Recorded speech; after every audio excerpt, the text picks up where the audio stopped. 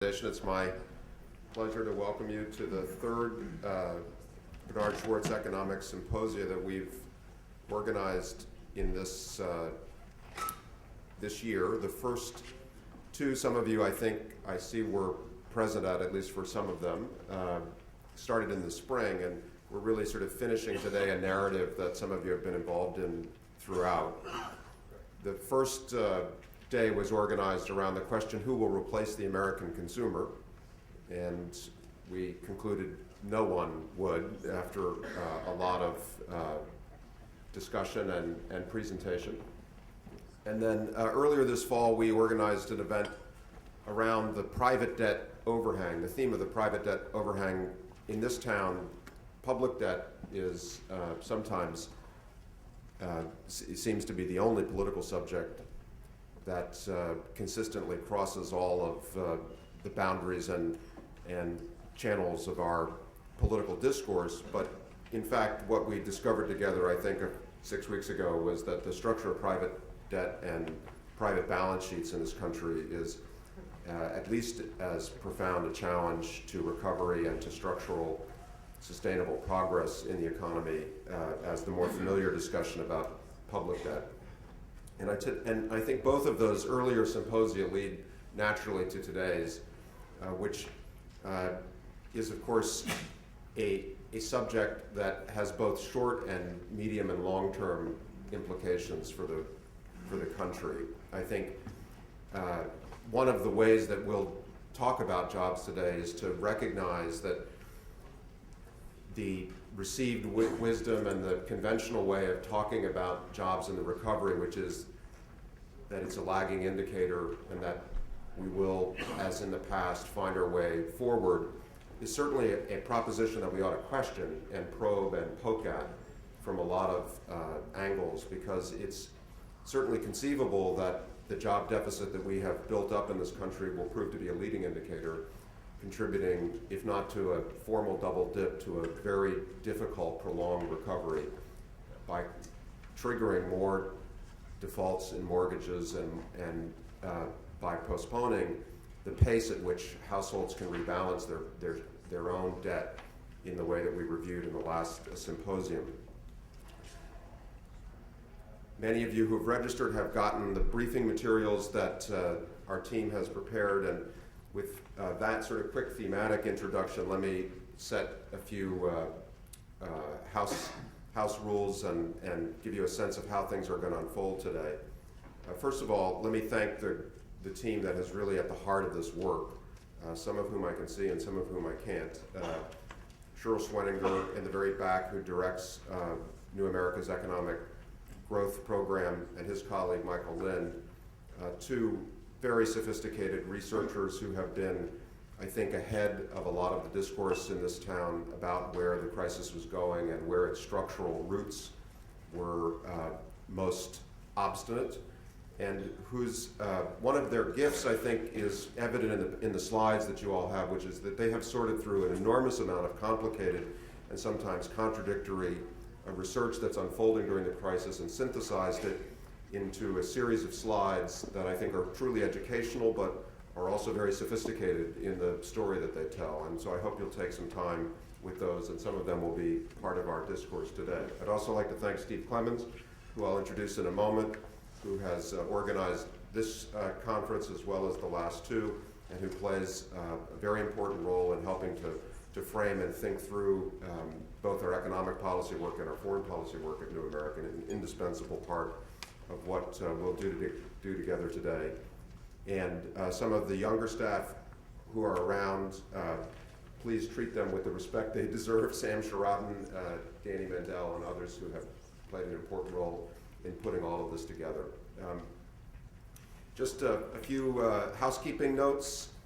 We are streaming live. Consider yourself on live television. When the question period comes around, please wait for the microphone. Please identify yourself. Please don't make speeches. Please ask questions. And don't say anything that you don't want the world to know about, because it's all going out of here. We try to keep these things moving and try to keep them lively. So our sort of phrase is that these panels are this is like a nonstop flight. We don't break between panels. If you need to get up and go to the restroom, if the seatbelt sign is off, just get up and go. Otherwise, we'll just keep rolling and turn one panel into the next. We have 3 excellent panels this morning, and then the partition behind you will open, and we will have one 15-minute break for you to move into the Phantom of the Opera-like ballroom, a colleague of mine described it as, where we'll have lunch under a grand chandelier, and Jared Bernstein, who is the Vice President's Chief Economist and Domestic Policy Advisor, will deliver a keynote, and we'll have a good lunch. So I think that's everything you need to know. I'd just like to reiterate my welcome on behalf of New America. Thank you for taking the time to come here and contribute, as I know you will, as the panels unfold and you have a chance to ask your questions. And with that, let me briefly introduce my colleague Steve Clemons, who can set the stage for the first panel and add some thoughts. Thank you. Good morning, everybody. I'm Steve Clemons. I run the American Strategy Program at the New America Foundation. It's great to have all of you here. And as Steve mentioned, we have quite a number of folks watching online right now, various blogs, quite a number at New America sites, the Washington Note. And I should tell those people online that as there are some presentations today, Gregory Ip, and some others whose presentations and PowerPoints are available online, so you can watch them right on the web as you're doing this. There was a Public Strategies Politico poll this morning that said as the nation struggles to climb out of the recession, they did a poll, 45% rated the economy as the most important issue in deciding their vote if the congressional election were held today, followed by 21% who said that government spending was a deciding factor, 20% on healthcare reform, 9% the wars in Iraq and Afghanistan, and 4% surprisingly on climate change. But it shows where the economy and the jobs issue are in the sense of priorities of the nation. And as you know, I got back from the Middle East last night, and people were sending me emails saying, boy, your guys' timing on this jobs issue is great. And I think as Steve intimated, and as our team, particularly Michael Lynch, Joel Schweninger, Michael Mandel, and Sam Sharadin, and others in our group have been working on for a long time, the work that we've been trying to do looking at structural factors in the economy, but also connecting to it what's happening in the real world on the job sector, average people that aren't part of Mayflower Hotel soirees discussing these issues, that there's a lot of life story out there beyond the numbers. And one of our concerns that we saw early on from having the opportunity to talk to a number of people in the Obama administration is sort of a shift in the language and posture from the beginning of the Obama administration, a very big focus on jobs, the jobs deficit, and jobs as a rationale, if you will, for some of the policy initiatives that were unhatched, particularly a large part of the stimulus. Now as we see economic growth coming back, we're seeing discussion of a GDP recovery, i.e. a jobless recovery. And I think that's one of the issues that we would like to discuss today. I'd also like to again thank Bernard Schwartz for his role in helping to support these symposia. He's not here with us today, but I'm told he's going to watch a significant part online. So greetings, Bernard. And I also want to just say one pitch for Daniel Mandel. Daniel is right here. He produces each morning, I think he gets up at about 4, and he scans the world's leading commentary in The Economist, the Financial Times, the Wall Street Journal, and he packages these things in what began as an internal cheat sheet for us to have a set of documents. And we kind of call it the Mandel Report. It goes out under my name, but you know he deserves the credit. But if any of you would like to get his daily economic list, be sure to email me or let me know. Without further ado, let me introduce Bruce Stokes. Where is Bruce? Bruce is going to come up. Our panelists, once you begin working your way up here. Bruce Stokes, I've known really in the 1980s, 1990s, and even now in this new millennia, is one of the people who's been looking at the tug of war over ideology and the substance of economic thinking, trade issues, finance issues, managed trade versus free trade. He has been one of my mentors for many years in helping to think through what is not now just a new discussion in economic policy discussion, but something that's been going on for a long while. And Bruce, who is a financial economics columnist for National Journal and a transatlantic fellow of the German Marshall Fund, is a great intellectual partner of the New American Foundation. So please welcome Bruce Stokes, who will take it from here. Thanks, Bruce. Thanks, Steve, and welcome. We are on a short time horizon here for this first session, and this session really, as you can see from your agenda, is try to set the predicate of what is the job crisis today, Looking around the room here, I realize there are a number of people in this audience who were not born the last time we had an unemployment rate as high as we have today, and in fact probably don't realize that the unemployment rate today there has not been, since we began to take data in 1948, an unemployment rate that was higher except in the last few months of 1982 and the first months of 1983. This is a near unprecedented situation, and as I think our speakers will document, there's reason to believe that in fact it's worse today than it was in the 1980s, which does put us in uncharted territory and raises interesting questions about whether this is a cyclical downturn in the job market or a structural problem that requires deeper changes in our economy to address the jobs crisis. We will get to that in some of the subsequent panels, but our panel today will focus in on the extent of the job crisis. Our first speaker is Leo Hindery, who is the managing partner of InterMedia Partners and the chairman of the Smart Globalization Initiative here at New America Foundation. He's also the former CEO of Yankee Entertainment, and due to what happened last night is in mourning, I know, but I'm sure the Yankees will come back tonight. Our second speaker is Greg Ip, who is the U.S. economics editor of The Economist.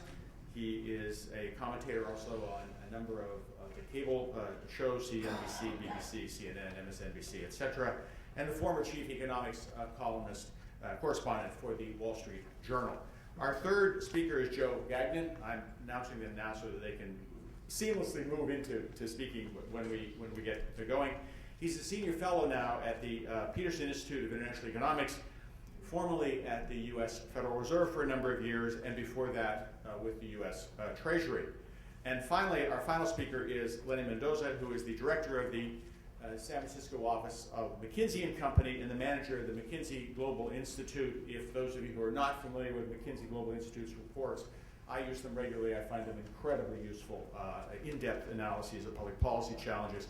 And he's a board member here at the New America Foundation. So our first speaker is Leo Hindery.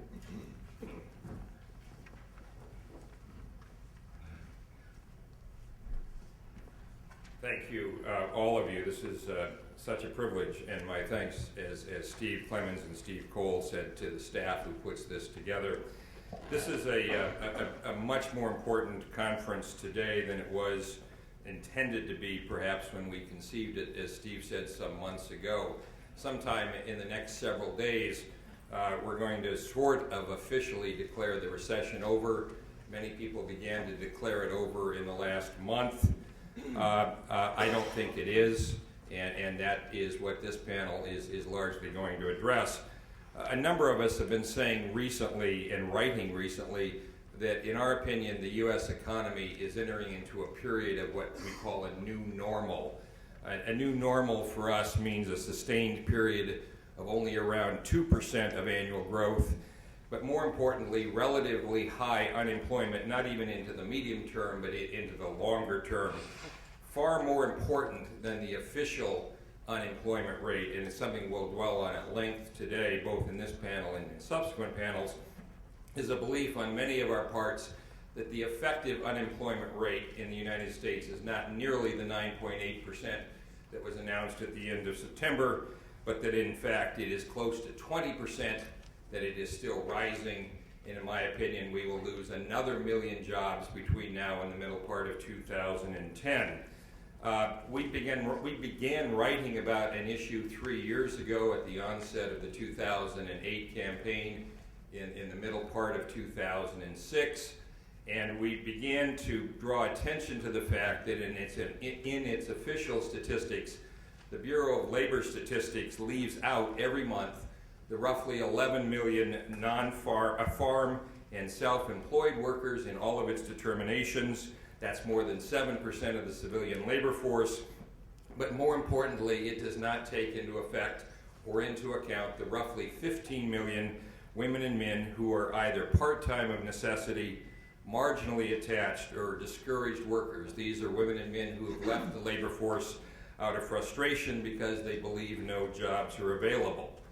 Importantly, as was commented at the start, we began doing these numbers, these official numbers, with some effect back in 1947. This is the first time ever that the number of women and men who are uncounted as unemployed equals the number of women and men who are officially counted as unemployed. We have 15 million officially counted, we have 15 million unofficially counted. If, in fact, the Bureau of Labor Statistics publicly accounted for the 11 million farm and self-employed workers, and if they counted especially the 15 million women and men that I referred to, then total unemployment in September increased by 682,000 workers, not by 263,000. The effective number of unemployed workers in the United States is 30 million, not 15 million. The effective unemployment rate is 18.8%, not 9.8%. And the number of effectively unemployed workers since December of 2007 has increased by 13.1 million, not by 7.6 million. More as foreboding is the fact that even the full-time employed worker in America today is working the economic equivalent of just 33 hours, and effective underemployment for that category of just over 17%. We are, as Steve Coll commented, Steve Clemons, and all of us up here, or many of us up here, we are, in my opinion, deeply into the midst of a jobless recovery with the largest numbers ever. It's important to note that it is not just one of 3 jobless recoveries on record, but is by far the one with the largest number of unemployed ever. As a consequence, I think there are several public initiatives that need to be undertaken concurrently by this administration and this Congress, none of which are happening today. They need to throw their weight, all of their weight, behind an all-of-government manufacturing policy. They need to make, as Bernard Schwartz has said so eloquently, they need to make more purposeful investments in certain sectors on Main Street, not just those in Detroit, and certainly they need to get away from this fixation, this fascination with Wall Street as contrasted with Main Street. Every other developed nation in China do so every day to great effect. We need also, as Bernard Schwartz has commented, we need to fund a 10-year program, not the current 2-year program of significant public investment. That initiative should include a new national infrastructure bank. It should include incentives for the private equity world to come into the funding of this infrastructure needs, and it should include an investment tax credit program of some robustness for energy conservation related building retrofits. Something that Don Regal, Leo Gerard of the Steelworkers, and I have written about at length and continue to write about. We think we should adopt a Buy American program for our federal spending that mirrors the Buy Domestic programs of the other G20 nations. 20 nations met in Pittsburgh, 19 have substantial Buy Domestic programs, 1 nation does not, which is our own. But more important, structurally and into the longer term, we think that we need to enact almost immediately and begin to move towards major corporate tax reform. We need to incent corporations to create jobs here in the United States. And as promised during the 2008 campaign, but ignored to date, we need to end the tax breaks for companies that ship jobs overseas. This systemic, and it is deeply systemic, overhaul of the corporate tax structure, we need it to spur production and capital investment, and thus it should include reducing the corporate income tax. It should include replacing that tax with a value-added or VAT similar to the one, again, that we find in most of the other G20. And most immediately, we need a 10% investment tax credit for both renovating and modernizing manufacturing facilities, their associated equipment and processes. One of the things we realized in the last several weeks is that the phrase stim to or stimulus to is a politically fraught phrase. It's probably one that's not going to get any mileage up on the Hill. We also realize that we have to re-embrace the concept of pay-go, and any major effort of the sort I've described to generate jobs through fiscal policy will of necessity raise the fiscal deficit for the next year or two. This is entirely appropriate, as Bruce commented, in times of stress. It will not damage the economy. In fact, it represents thoughtful investments to prevent further damage to our growth that will occur as a result of this recession. We believe strongly that thoughtful revenue initiatives can make the jobs package at least deficit neutral and even deficit reducing over the 10-year period confronting us. At its base, we recommend a transaction tax on the order of 1/10 to 1/4 of 1% on the value of financial transactions be levied on both the buyers and sellers of these securities, whether they be stocks, bonds, derivatives, and futures, and that this financial transaction tax take effect as soon as possible and that it be permanent. This tax would produce revenues on the order of $150 billion a year. It would be entirely in keeping with President Obama's demand, not just his wish, but rather his demand that this country shift away from growth based on financial speculation and credit card consumption. The President has said, and he said it well, that we cannot rebuild this economy on the same pile of sand. We must move from an era of borrow and spend to one where we save and invest, where we consume less at home and send more exports abroad. This financial transactions tax is only step one. It should be combined with ending those tax breaks, as I said, for corporations overseas. That would raise around $200 billion over the next 8 years. We should have done this a long time ago, reclassify carried interest as the ordinary income that it is. That would raise upwards of $12 billion a year. And we need to raise the top tax rate on long-term capital gains back to the level that they were under President Reagan. Thanks so much. We look forward, I know all of us, to your questions and answer. And again, thanks to New America for letting us join you this morning. Thank you. Thanks, Leo. In case you didn't realize that the computers now rule the world, we're going to shift the order of our presentations because our programs, our PowerPoints have been loaded in the computer in a different order. So next to go up is Joe Gagnon. Joe?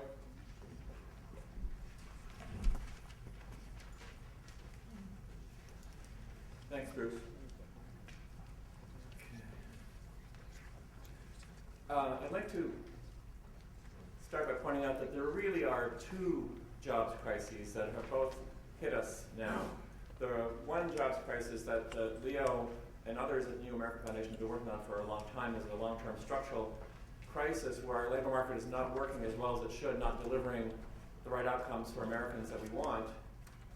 And the other jobs crisis is the current recession, which is overlaid on top of that. And these two crises make each other worse. They sort of have each tends to make the other problems of the other one worse. I think dealing with each of them will help make the other one better. The solutions to the two are somewhat different, but they're not incompatible. I'm going to be talking about the recession, the temporary, sort of temporary crisis. I will not be talking about the longer-term structural crisis, but many people today will be. Okay, so I'd like to quickly go over motivating the second of the two crises, which is associated with the recession. As you can see in this graph going back to World War II, the decline in employment in this recession is by far the worst we've ever seen since the Great Depression. And this, as Leo just reminded you, understates the problem. Another indicator of the health of the labor market is the rate of increase in wages and salaries. And as you can see, there's different measures and they have different issues, but they're both now at all-time or multi-decade lows. We're heading towards deflation risks. That's not a good outcome, and we aren't over yet. If anything, the trend is still down in these measures. So there's clearly pressure is quite intense. Now, I'm going to spend a little more time on this graph. What most people, there's a lot of dispute about where unemployment rate should be or can be in our economy in a sustained way. And some of the long-term structural work, I think, is aimed at getting the long-term unemployment rate lower. But given the structure we have now in our economy, most people think that unemployment in the long run, stabilizes around 5%.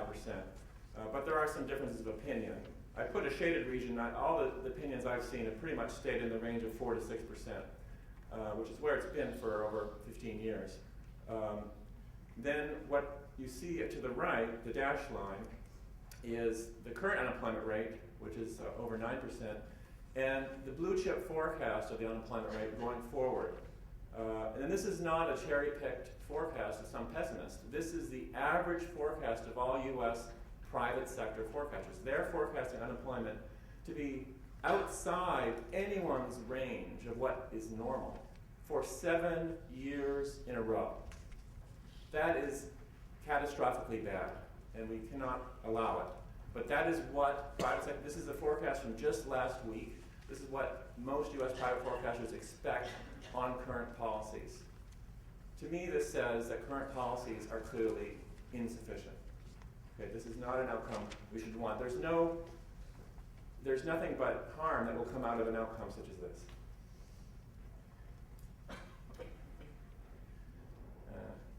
And definitely raises the threat that we could end up in a long-term deflation, as in Japan. So, what is the high cost of unemployment? Well, obviously, unemployment, when people are unemployed, they're not producing things. That means all of our society loses those things that they could have produced, and you never get them back. And that income is never gotten back. Each year, but it's worse than that. Each year of unemployment erodes a worker's job skills, makes it harder to ever get a job again, and when they do get jobs, their income is lower, permanently. Moreover, two economists you may have heard of, Olivier Blanchard and Larry Summers, they both work here in Washington,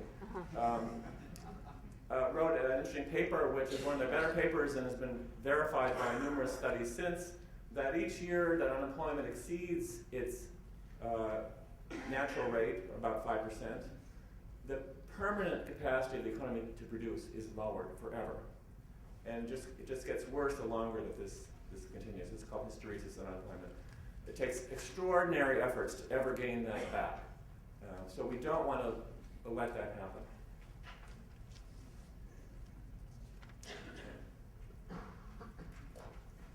So, Leo said that the scope for more fiscal stimulus is not that great. Perhaps that's the conventional wisdom, but I don't think we should let our congressman and president off so lightly. Clearly, we know now the fiscal stimulus package was too small. It may not have been so obvious 6 or 9 months ago, but now it's obvious. And everyone's worried about the debt, and we should be worried about the debt. The debt creates a burden for future generations, but we should realize that $1 of debt does not have the same costs and benefits year to year. The $1 of debt now does not cost as much as $1 of debt a few years ago when interest rates are higher. And it doesn't crowd out productive saving and investment as much as it did a few years ago or a few years from now.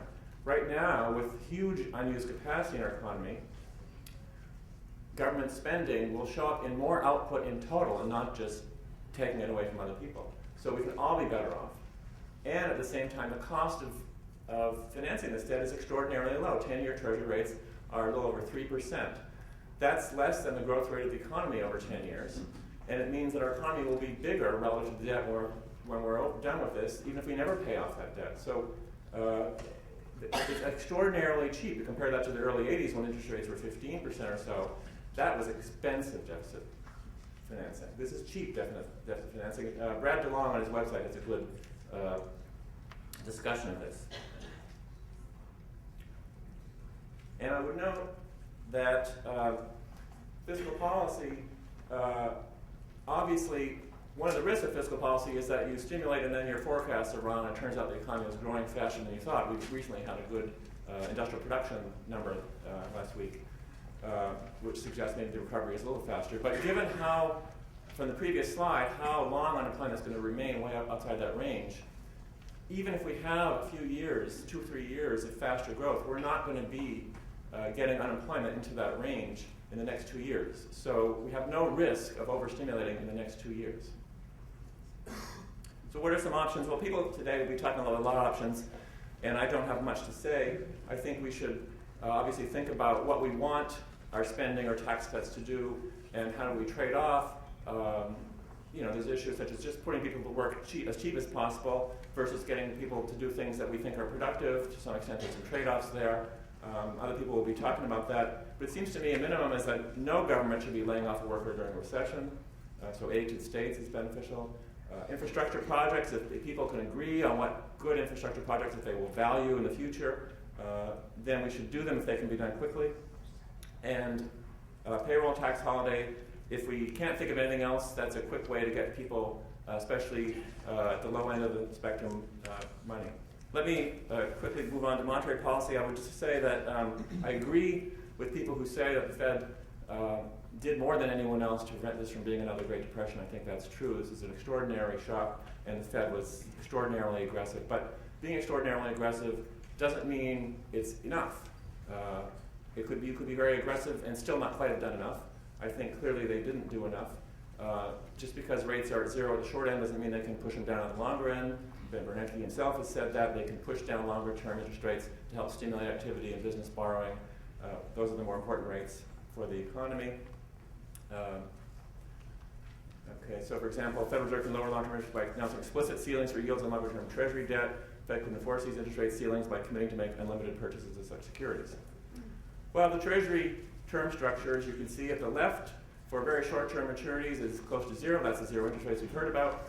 But all the other Treasury bonds and bills out there do pay interest, and it's quite significant, and it's actually quite a bit higher than it was in the Great Depression, World War II, in the early 50s. So there's room to pull it down and stimulate the economy.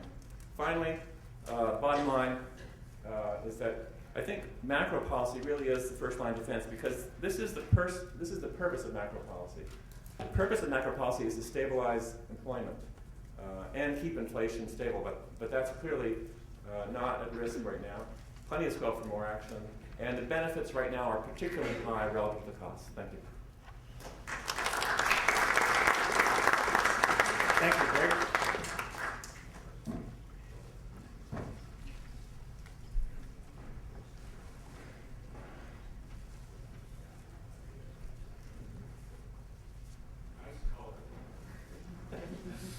Everybody run out there and get your subscription today.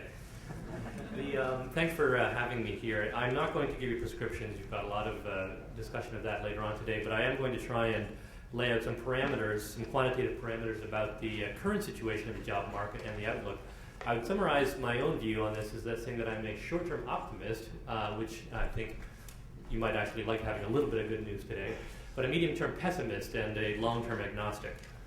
Okay, so this is something that you're all aware of, that this has been a pretty awful recession by employment. Now, it was bad enough that the numbers got worse in September, but then the Bureau of Labor Statistics also told us that it turns out that there was 1 million jobs that were lost that they failed to count at the time as well. When you add that in, the decline in employment at around 6% since the recession began easily qualifies as the worst in the post-war period.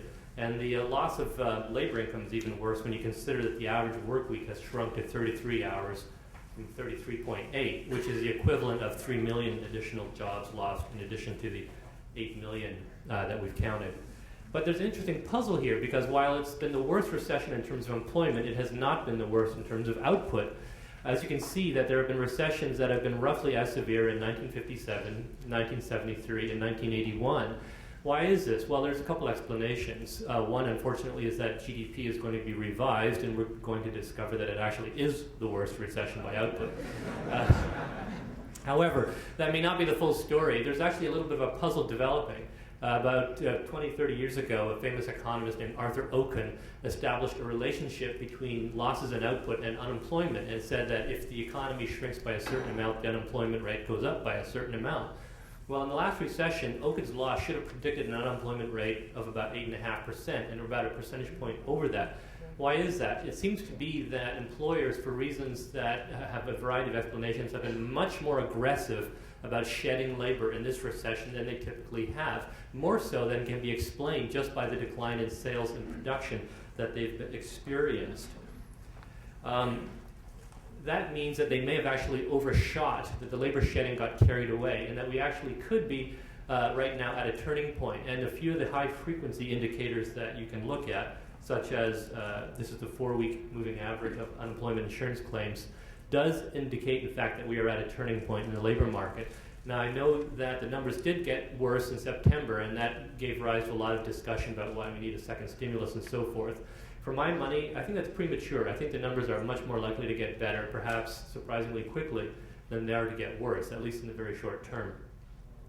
By the way, there's other data that supports this story. For example, the number of people employed by temporary help services, which is often one of the most sensitive indicators to labor demand, has stabilized in the last 3 or 4 months.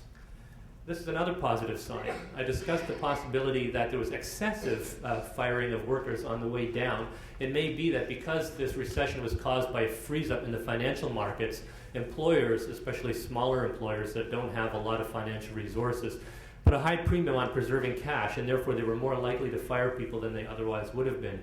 And what we see here is that if you look at the two hardest hit sectors of the job market, construction and manufacturing, the vacancy rate, which is roughly the number of job openings as a percentage of total employment, fell very sharply, as you would expect, from the end of 2007 into April. But then in construction and manufacturing, it has moved up, which suggests that labor demand has revived, and they have not yet been able to fill the jobs that are necessary to meet the improvement in production, which is now apparent in a variety of figures. Now let's cast forward to the medium to long term. This is something I think is kind of interesting, is that here in the United States, we've used to being a little bit smug perhaps about the fact that for whatever reason, our unemployment rate tends to be one of the lowest in the world. It's no longer the case. In fact, if you look at the latest data, we now are tied with France for the second highest, for the highest unemployment rate in the G7. Now, this story is not over. One of the reasons that you see this is, as I said, the United States has been unusually aggressive in this recession about shedding labor, and I suspect that will turn around within the next 12 months. Whereas other countries, most notably Germany and France, have actually implemented policies to discourage employers from firing people. For example, subsidizing putting workers on short hours so that they do not hit the unemployment lines. That does mean, however, that as demand revives in those countries, their unemployment rates are likely to be slower to decline than ours. In the medium term, though, even though I think that we are at a turning point in the jobless market, in the job market, Freudian slip there. Like Joe and Leo, I'm somewhat of a pessimist on the medium-term outlook. This chart kind of says it all. Joe made a reference to the fact that economists say that when you have a short-term shock to the economy that throws people out of work, the longer they go without finding a new job, the harder it is for them to be reemployed. Their skills atrophy, they lose the habits that make them employable. Workers pass them over for people who are younger, more experienced, and so forth. And those people aren't just unemployed, but increasingly they are unemployable. And this is one of the most disturbing charts that I've seen. It shows that the duration, the length of time that the typical person has been unemployed is now a record, and that speaks to a severe atrophying of job skills and risk of hysteresis. The other reason to be somewhat pessimistic about the medium-term outlook is that there are two different historical lessons about the type of recovery we can expect. One is the so-called elastic band model, which is that the longer you stretch things on the way down, the stronger they snap back afterwards. And that was a story following the 1973 and 1981-82 recessions, which were quite severe, but were followed by very rapid rebounds in output. And the unemployment rate fell about 2 percentage points in the first 12 months after the economy turned. Unfortunately, the other historical pattern points in the exact opposite direction, which is that recessions that are caused by financial crises, such as the one we've just been through, cause permanent and lasting damage to the economy's structure. It's almost like a supply-side shock. You've destroyed part of that essential infrastructure that moves money from the savers to the investors. And this deprives the economy of some of its natural organic ability to grow. The cases of Sweden and Korea are telling. Both countries are ones that we now think did a good job of handling their crises, but as you can see, output never returned to its pre-crisis trend. And it's quite possible that the same thing is in store for the United States. This chart shows you what the Congressional Budget Office thought was going to be the long-term path of economic output in the United States in 2007, before the recession began, and what they now think it will be. And as you can see, there's a permanent gap there. That represents both jobs that are not coming back, and it represents lower real wages for the people who do have jobs. there's a structural challenge facing us as well. We all know that the United States for the last 2 decades has been an economy based on borrowing and spending. And this showed up especially in the consumption and production of interest-sensitive durables such as housing and cars, all of it intermediated by the glorious money machine on Wall Street and the banks around the country. And as a consequence, this showed up in the employment market as a steady rise in the share of total jobs that were accounted for by those 3 industries, finance, autos, and housing. Well, this chart, I think, nicely shows what's happened in the last 2 years. Now, this is not the total number of jobs, this is the share of jobs. So keep in mind that this is a declining share of a shrinking job market. And that gives you some indication of the structural challenge in terms of reallocating people from industries that are going to be permanently shrunken to industries where there will be longer demand. As to where that demand is, I'm not too sure. 2 quick points on the long-term outlook. One of the interesting phenomena for the last recession is that while we focused a lot on the decline in employment for the young people, employment has actually been growing among older workers, which reflects in part the fact that they lost a lot of money, so they have to stay in the job market, and that we have an aging workforce, and there are more old people around. And so one of the things over the next 10 years you'll have to get used to the idea of is that the number of jobs we're going to create would have been lower even without a recession, simply because the number of people available to work is smaller. In fact, we're used to thinking that you need 125,000 payroll jobs per month just to maintain equilibrium. That number 10 years from now is going to be more like 65,000. So that suggests that we need to kind of lower our sights on what is an acceptable job performance.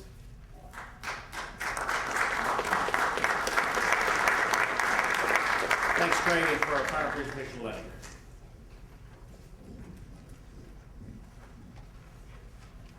Thanks, Bruce. I will be relatively brief to try and leave a little bit of time for question and answers, and I just want to make 4 points about what we see occurring today.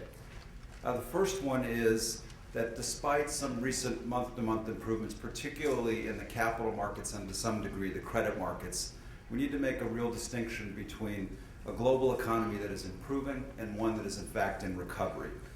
Our own analysis over the last several months suggests that there are at least 4 big uncertainties out there that are as yet unresolved and are likely to determine the course of the real economic recovery. In increasing order of importance, the first uncertainty is to what degree is China's sizable financial stimulus and expansion of its credit going to enable global growth and create a permanent return to normal in China, or is it going to create a new asset bubble? The aggregate outstanding bank loans in China have essentially doubled in the last year. There are a few capital markets and banking markets that can absorb that level of expansion, and it's unclear how that will exactly play out. Secondly, can the global banking system absorb the worst of credit losses that may still be coming, or is the worst behind us? The realized losses in the US and EU banking system have reached 1.3 trillion already, but there's significant more to come, particularly in consumer lending and construction loans that are marked to market and only get written off when they get to non-accrual. Third is the consumer deleveraging that we're seeing in the developed economies a cyclical or a structural trend. Consumer credit in the United States is falling at the most significant rate since the Great Depression. We wanted US consumers to be saving more. We didn't just want them to do it all in one quarter. In the US, each 1% increase in consumer savings reduces $100 billion in spending. Those are real numbers that will affect the growth outlook for the economy. And then lastly, and perhaps most importantly, what's going to happen when the unprecedented global levels of stimulus in both unprecedented level and their size and scope begin to wind down? Total global stimulus packages in the last year and a half amounted to over $2 trillion, a third of that in the United States. And even small reductions are significant on the margin. And what happens when those pull back in 2010, and in particular, to what extent will the reduction in US federal stimulus be more than offset in addition by deficits in the state and local levels, particularly in major states like California and New York, which have systemic and long-term structural deficits. So there's still important global uncertainty in the economy, and I think it's premature to call this a recovery. Secondly, even if we are in recovery sometime soon, This new normal is likely to be one in which there is slower growth and years of anemic job production. In our own surveys, which we do every month with executives around the world, less than 1/5 of them today expect a quick recovery, roughly equal to those to expect a prolonged and substantial downturn a la Japan. The most likely case, which most expect, is an extended U with a slow recovery with expectations that we won't be back to pre-crisis levels of GDP until late 2010, 2011 or later. Even in the most optimistic scenarios for GDP growth, employment will lag. Unemployment will be in double digits through most of next year, with the most likely case that we won't return to pre-crisis levels of employment until 2012, 2013, or potentially much later, depending on your concern about the macro scenarios that I described before. The third point I'd like to make is that the challenges for the jobs deficit are structural as much as they are cyclical. We took a deep look at the McKinsey Global Institute and the employment production in the United States from 1994 to 2005, through a cycle before the crisis, extending to 2 different administrations. And what we found is that if you look at employment and occupation clusters, there was less than a quarter of the US population, 22%, who saw both real job growth, employment growth, and real income growth during that time period, 22%. 44% saw employment growth, but low or negative real income growth. And 27% of the US population saw declining income and declining employment and declining income growth. So fully 71% of the US population from the period 1994 to 2005 had unfavorable conditions for income growth. Those have only gotten worse since the downturn, and it's unlikely that those are going to be quick recoveries. Why? Well, I can't summarize 200 pages in a minute and a half, but I will give you the punchline. This really is not a reflection of cyclical developments in labor supply and demand that at some point are going to sort themselves out. At a deeper structural level, the global economic integration and technological advances, which have been of great benefit to the world, have combined to produce permanent changes in the skill levels required to flourish in the US labor markets. This poses a huge challenge to the majority of American workers who are not well equipped with the required skills and who face downward pressure on their wages. This is particularly true for workers who are seeing both demand and skills requirements shifting against them. So what's the outlook?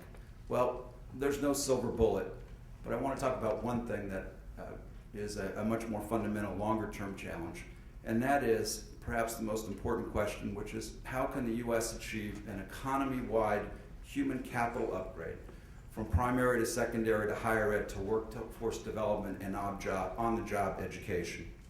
Today, the human capital gap in the United States is the economic equivalent of a permanent national recession. Each year, the achievement gap in K-12 education alone is a drag on the U.S. economy that is equivalent to the U.S. stimulus package.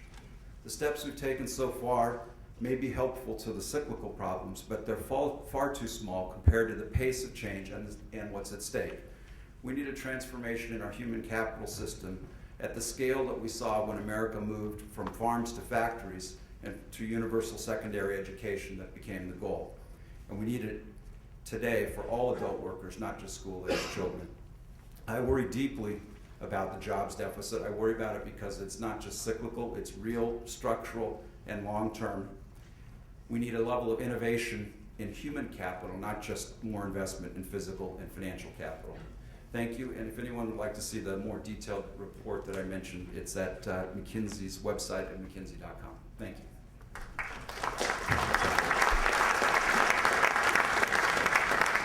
Thanks, Lenny, and I would say there's a lot more at that website than just that report. So I highly commend it to all of you. We've got very little time. What we'd like you to do is identify yourself, direct a question to a person, not to the entire panel, and please, questions, no speeches. So who would like to go first? Here in front. Cynthia Tucker, I'm a columnist for the Atlanta Journal-Constitution. My question is for the gentleman from McKinsey. I'm confused about this whole business of college degrees and trying to move the nation to having a better educated workforce. Because while we've all been talking about that for decades, I also read that a very small percentage of the jobs currently being created in this economy require a college degree. And this proliferation of service sector jobs, most of those jobs don't require a college degree. So I'm a little confused about that. My question is, can you help me sort it out? Yes, so I'm not just talking about college degrees, I'm talking about workforce skill levels overall. A portion of that at less than a quarter is in fact college educated, but more broadly it's the skill levels that are required for all kinds of employment, not just college educated employment. Some of that may require a little bit of post-secondary education, particularly in technical skills, but I mean more broadly, not just college educated workers. Right here. Alan Platt, Gibson, Dunn & Crutcher. My question is directed to Greg Ip. Leo Hindery preceded you with a rather pessimistic analysis of where we are in terms of unemployment and talked at length about effective unemployment. You were moderately optimistic in the near term. Were you making certain assumptions about effective unemployment, addressing what Leo had put forward, or are you making certain assumptions that the government's going to adopt certain job-creating initiatives, as some of the panelists have suggested?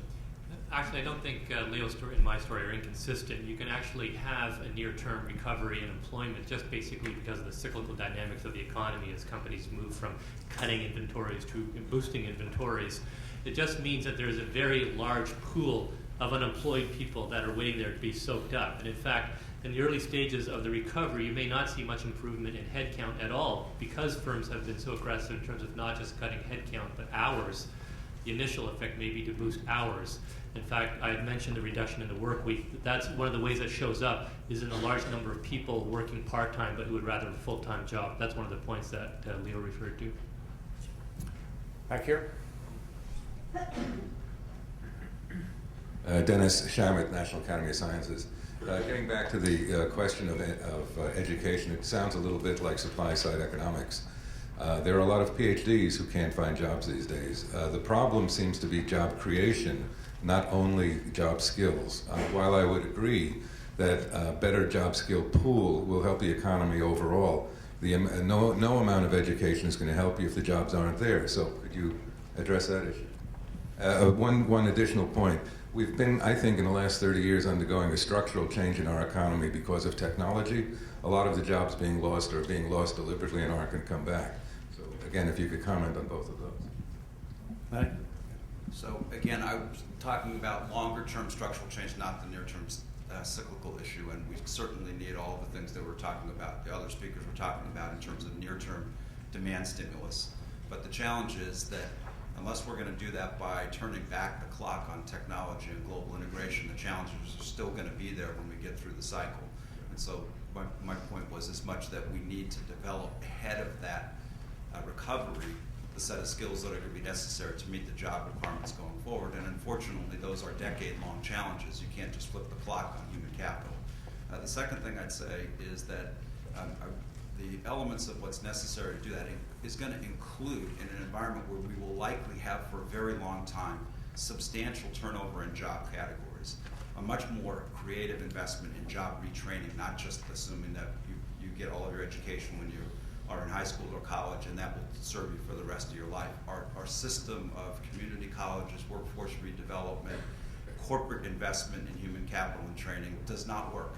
It needs a much more substantial rethinking and reinvention to not just create the skills for the longer term, but to help through some of the redeployment that's going to be necessary in the near term and the longer term. In the back. There's a 800-pound gorilla that I think in some urban areas like D.C. that nobody's talking about. What about the thousands of folk who are coming back from prison every year? You want to try it? The 30 million number that I use is in fact a gross understatement of the problem. It is an unprecedented denominator that needs to be addressed. There are actually three categories or three issues that are germane to this discussion today. Disproportionate unemployment among people of color, 15% roughly officially, 30% unofficially. Tragic impacts on African American males, especially returning military. At some point, these wars, pray to God, will end, and we will have a substantial infusion of workers back in. The prison population, the recidivism rates are such that we're turning people back into the general population for budgetary reasons. One that is most telling is there's about 3.5 to 5 million young people that seem not to be counted in any of these numbers because they never had the first job for which to become unemployed for counting for the second job. So you can get numbers that, you can push the 30 million, not counting where Lenny and Greg and I were taking you on sort of underemployment of the FTE at 33 hours. I can get to 35 million so fast that it's even more daunting. Okay, we have time for one more question here. Thank you. I'm Gene Severance from CFED, and I don't know to whom to direct the question because nobody really talked about this. As the joblessness stretches out in individual households, are we likely to see an uptick in our return to self-employment as desperate households just simply start creating their own jobs as best they can? Thoughts? I think not.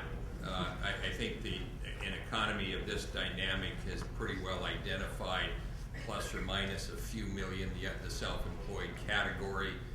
The competitive environment in a global context is so acute that you're not going to bring down the numbers. Thea Lee will talk about it in the third panel. From the AFL's point of view, that's not a solution. My guess is you'll pick up 2 million into the self-employed category at most from here. Again, the bogey is 30 plus million. Okay, I'd like to thank our panel. We're off to a good start, and I'd like to invite our other panel over.